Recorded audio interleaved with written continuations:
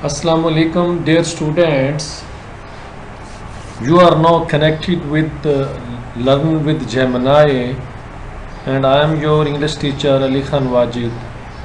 जैसा कि बच्चे आपको पता है कि आपका जो एनुअल बोर्ड एग्ज़ाम शुरू होने जा रहा है और आपका इंग्लिश का जो पेपर है वो नेक्स्ट वीक में सबसे पहला पेपर है।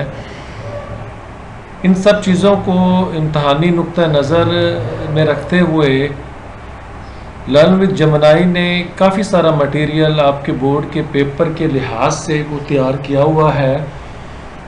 अगर आप इस साइट पे जाएंगे तो आपको काफ़ी सारी चीज़ें, आपके सिनोनिम्स, आपके क्वेश्चंस, और अभी हाल ही में कल आपके लिए एक सिर्फ 5 एसेज वो चुने गए हैं पिछले 10 साल पेपर्स को देखते हुए।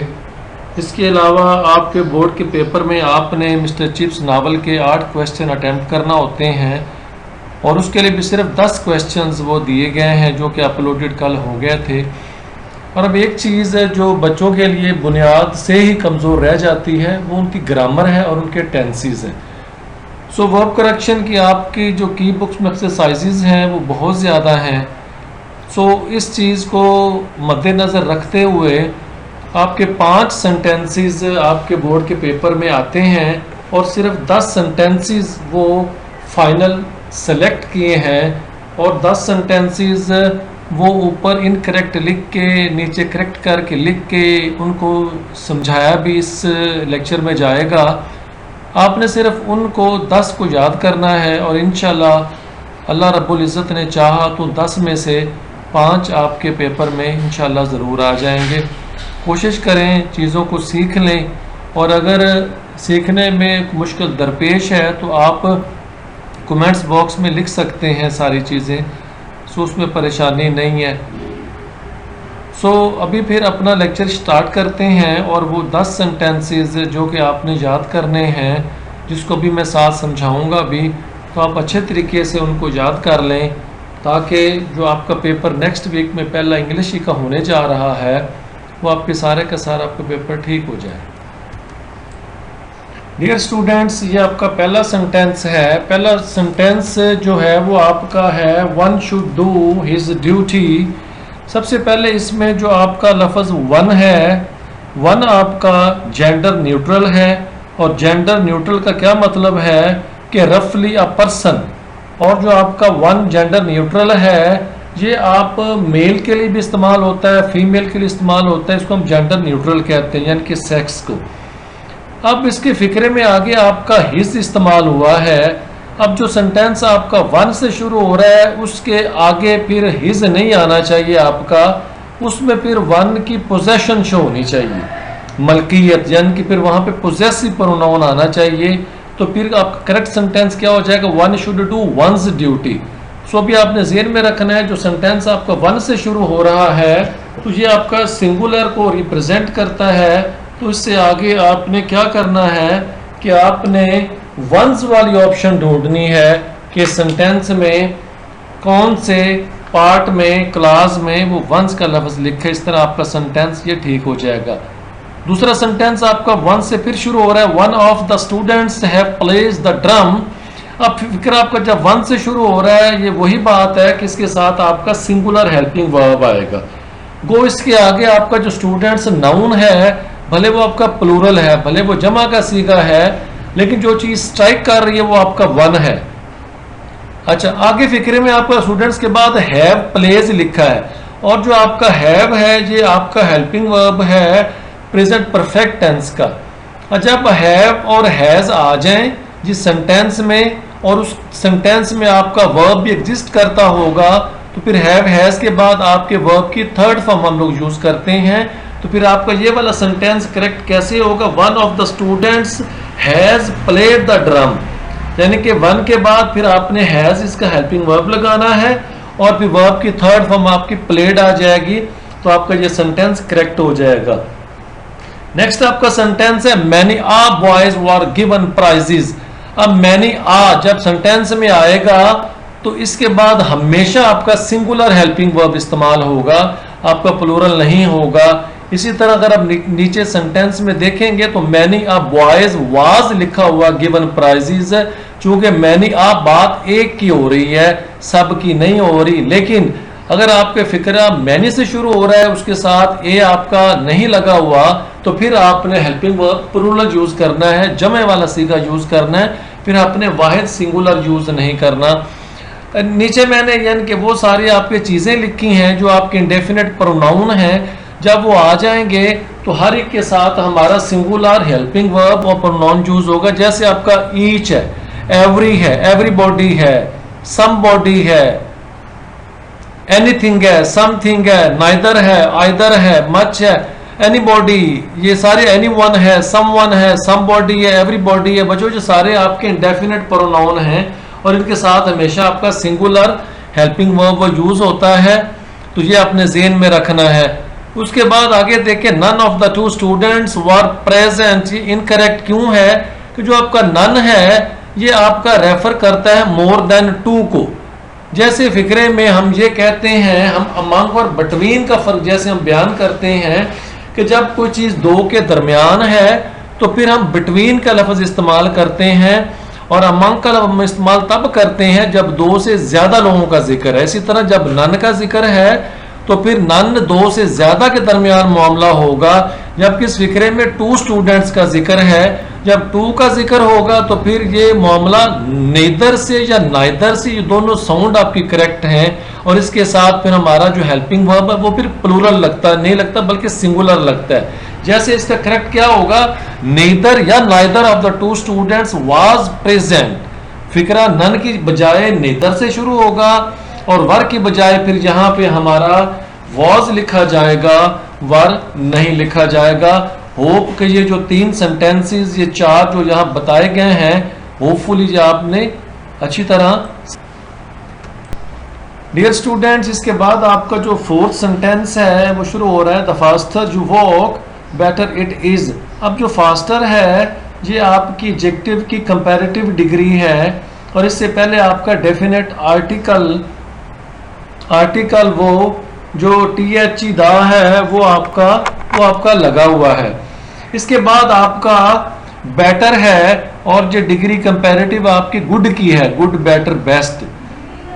और अगला सेंटेंस जो करेक्ट दिया गया है, द फास्टर यू गो, तुम जितना ज्यादा तेज चलोगे, द बेटर इट इज, इतना ही ये अच्छा है। अब आपने क्या करना है कि आपने जो डिग्री कंपैरेटिव एडजेक्टिव की बेटर, इससे पहले भी आपने आर्टिकल डेफिनेट लगाना है, तो आपका सेंटेंस से करेक्ट हो जाएगा। एक और एग्जांपल मैंने कोट की है, the higher you go the cooler it is. आप जितना ज्यादा ऊंचाई पे जाओगे उतनी ही ज्यादा ठंडक होगी। हायर से पहले भी आपका आर्टिकल डेफिनेट है और कूलर से पहले भी आपका आर्टिकल डेफिनेट है, बस आपने ये ज़हन में रखना है।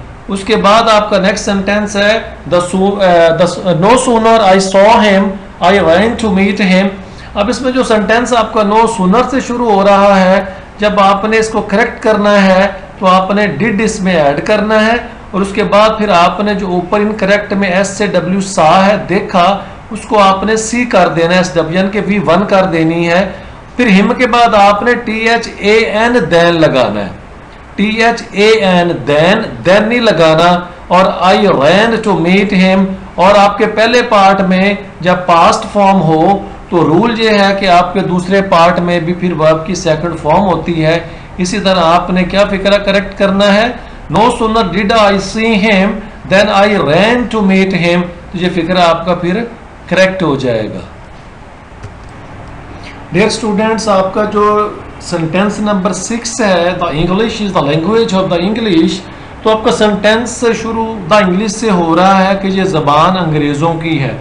जब किसी ज़बान का जिक्र है तो वो आपका कोई ऐसी कम्युनिटी नहीं है, ऐसी कोई सर्टन चीज़ नहीं है कि उससे पहले हमारा डेफिनेट आर्टिकल आए।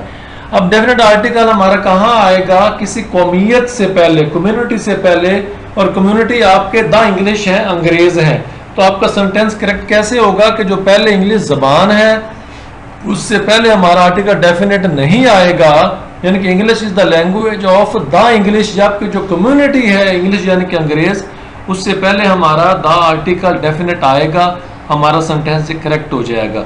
उससे अगला है आपका sentence, you have many works to do.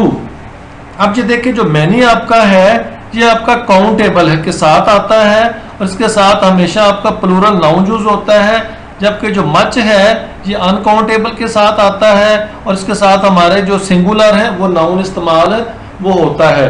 अगर आप ये देखें जो है मैनी वर्क्स टू डू, बहुत सारे काम तुम्हारे करने वाले हैं, जबकि ये फिक्रा गलत है। फिक्रा हमारा सही होगा मच के साथ, जब मच लगाएंगे तो फिर हमारा फिक्रा ठीक होगा। और वर्क्स कोई चीज नहीं है, जो आपका वर्क है इसके बगैर वो आपका एक प्रॉपर वर्ड है। नेक्स्ट आपका unless you do not work hard you will not pass. अगर तुम मेहनत नहीं करोगे तो तुम पास नहीं होगे। अब जो लफ्ज आपका अनलेस है ये अपने आप में ही नेगेशन के मीनिंग देता है, ना के मीनिंग देता है, इसलिए करेक्ट फिक्रा ये कैसे होगा, unless you work you will not pass. जब तक तुम मेहनत नहीं करोगे तुम पास नहीं होगे। ये वैसे भी एक ग्रामर के कंडीशनल सेंटेंसेस में रूल है, जिस उर्दू फिक्रे के आखिर में दोनों जगह पे आपके गा गे गी के अल्फाज आ जाएं तो पहला पार्ट आपका वो प्रेजेंट टेंस में होता है और जो दूसरा पार्ट आपका होता है वो आपका फ्यूचर टेंस में होता है। तो ये भी आपने बच्चों ज़हन में रखना है। डियर स्टूडेंट सेकंड ईयर बस सिर्फ 2 आपके सेंटेंसेस हैं जो रह गए हैं, जबकि आपकी की बुक्स में एक्सरसाइजेस कितनी ज़्यादा हैं और कितने ज़्यादा सेंटेंसेस हैं और कितना मुश्किल हो जाता है आप लोगों के लिए उनको याद करना। बस आपकी परेशानी को देखते हुए ये सारी जो है ना जी हेडिक मैंने ली और बहुत ज़्यादा मेहनत कोशिश करके ये सिर्फ 10 सेंटेंसेस आप लोगों के लिए निकाले हैं। आपका सेंटेंस नंबर 9 है वॉक विथ केयर, एहतियात के साथ चलो। लेस्ट ये शो करता है फेयर को, डर को, कहीं ऐसा ना हो जाए। You should not fall down कि तुम गिर जाओ। अब इसमें एक सादा सा रूल आपने याद रखना है, बस जिस फिक्रे में आपका लेस्ट आ जाए वहां पे आपने शुड यूज करना है जो कि आपका मॉडल वर्ब है और आपने वर्ब की फर्स्ट फॉर्म यूज करनी है और आपका सेंटेंस करेक्ट हो जाएगा। देखिए सेंटेंस कोई भी आ सकता है, जैसे अनलेस वाला है, अनलेस वाला जो मर्जी सेंटेंस आ जाए, अनलेस वाले पहले पार्ट में आपने नॉट नहीं लगाना, कीप इन माइंड, और V1 आपने यूज करनी है। इसी तरह लेस्ट वाला सेंटेंस बच्चों आपका जौन सा मर्जी आ जाए वहां पे आपने शुड यूज करना है जो कि आपका मॉडल वर्ब है और आपके जितने भी मॉडल वर्ब हैं उनके साथ हमेशा वर्ब की फर्स्ट फॉर्म आती है। तो फिक्रा करेक्ट आपका कैसे होगा, walk with care लेस्ट you should fall down. इतिहास से चलो कहीं ऐसा ना हो कि तुम गिर जाओ। और ये आपका लास्ट सेंटेंस है बच्चों, 10वां sentence, he is such a good boy who is liked by everyone. अब इसमें सादा सा असूल क्या है कि सच जिस सेंटेंस में आएगा it will always be followed by as, as, और एज आपका कोऑर्डिनेटिंग कंजंक्शन है। तो ये कहीं ऐसा ना हो जाए कह रहे वो इतना अच्छा बच्चा है कि हर कोई उसे पसंद करता है, हर किसी से वो पसंद किया जाता है। जो आपका पैसिव सेंटेंस है who is liked by everyone, और everyone आपका इंडेफिनिट प्रोनाउन है। इसके बाद करेक्ट क्या आपका है, सच अ गुड बॉय के बाद आपने सिर्फ एज कोऑर्डिनेटिंग कंजंक्शन आपने ऐड करनी है और आपका फिक्रा बिल्कुल करेक्ट हो जाएगा। इसी तरह अगर आपके किसी सेंटेंस में एल्स का लफ्ज आ जाए तो एल्स के साथ आपने हमेशा दूसरा पार्ट है वहां पे आपने बट का यूज करना है, तो आपका जो सेंटेंस होगा वो बिल्कुल करेक्ट हो जाएगा। अब ये बच्चों सिर्फ 10 सेंटेंसेस हैं, अगर बच्चों 10 भी आपके लिए याद करना मुश्किल है तो फिर बच्चों मेरी फिर भी आपके लिए दुआएं हैं, अल्लाह पाक आपको कामयाबी से नवाजे।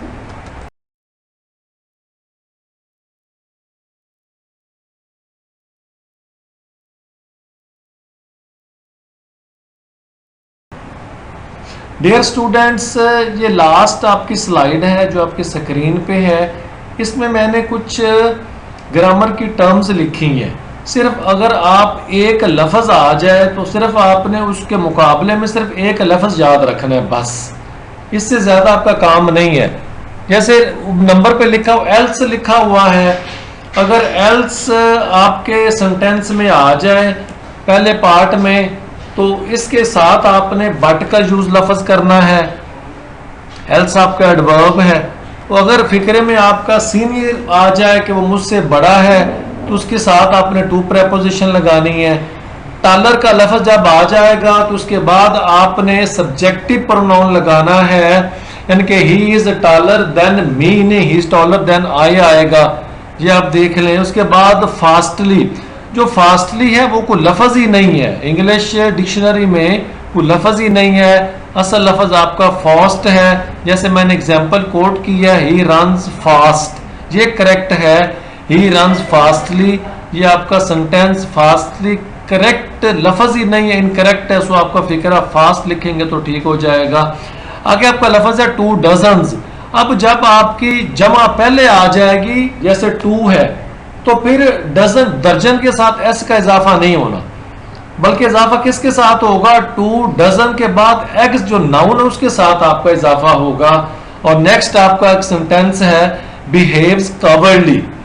ये सेंटेंस जब आएगा तो ये इनकरेक्ट होगा। करेक्ट कैसे होगा, बिहेव्स इन अ कवर्डली मैनर्स, ये लिखेंगे, आपका फिक्रा करेक्ट हो जाएगा। Not only, it always followed by but also, लेकिन नॉट ओनली से कभी आपका सेंटेंस शुरू नहीं होता, ये ग्रामर में आपकी ये एक इनकरेक्ट फॉर्मेशन होगी। फिक्रा हमेशा आपका किसी सब्जेक्ट से, प्रोनाउन से शुरू होगा। He is not only hard working, वो सिर्फ मेहनती नहीं है, but also an honest man, बल्कि वो एक ईमानदार आदमी भी है। बच्चों, wish you good luck, wish you best of luck, may you be successful in every sphere of life. और अल्लाह ताला से बड़ी दुआ है कि आपका इंग्लिश का पेपर जो कि नेक्स्ट वीक पहला ही है वो बहुत अच्छा हो जाए और आपके बहुत अच्छे मार्क्स आ जाएं।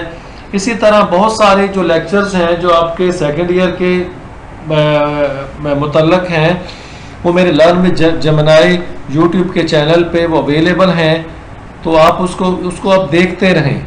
और उसमें जैसे कि कहा जाता है कि अगर आप उसको सब्सक्राइब करते हैं, बेल आइकन पे आप ऑल पे क्लिक करते हैं, उसका फ़ायदा ये होता है कि जो कोई भी वीडियो अपलोड होती है फिर आपको वो उसका नोटिफिकेशन आ जाता है, तो फिर आपको फ़ौरन पता चल जाता है कि क्या होने वाला है, कौन सी नई चीज़ आ गई है।